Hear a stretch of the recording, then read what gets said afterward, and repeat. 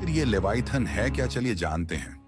क्या ये कोई मिथ है या कोई भयानक जीव जो कि हमेशा इंसानों की नजरों से छुपा रहा है? लेवाइथन का जिक्र बाइबल की एक book the book of job में मिलता है। उसमें इसे एक विशाल समुद्री जीव बताया गया है जो कि इतना शक्तिशाली है कि हजारों शिप्स को एक साथ डुबा दे। वो इतना पावरफुल है कि उसे सिर्फ गॉड ही हरा सकते हैं। जेविश धर्म में इसको एक ऐसा जीव बताया गया है जो आखिर में भगवान के हाथों मार दिया जाएगा। लेकिन सिर्फ बाइबल ही नहीं बल्कि बेबीलोनियंस की किताब से रेफर किया गया है टियामट। अब टियामट जो थी वो एक समुद्री राक्षस थी। इसी तरीके से नॉर्स मिथोलॉजी में योर्मनगैंडर का जिक्र किया गया है, एक ऐसा सांप जो पूरी दुनिया को घेरा हुआ है और इसे लोग द वर्ल्ड्स स्नेक के नाम से भी जानते हैं। अब अजीब बात यह है कि अलग अलग सभ्यता में अलग अलग नाम से मिलते जुलते प्राचीन प्राणियों का जिक्र है।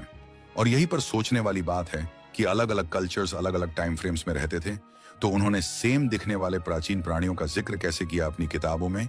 क्या ये कोई कल्पना थी या कोई हकीकत? कुछ हिस्टोरियंस का मानना है कि लेवाइथन एग्जिस्ट नहीं करता, बस जो डीप सी क्रीचर्स हैं उनको ही लोग लेवाइथन समझते हैं। अब आपकी क्या राय है, कमेंट बॉक्स में बताएं और ज्यादा से ज्यादा इस वीडियो को शेयर लाइक करें और इसी तरह की वीडियोस के लिए हमें फॉलो जरूर करें।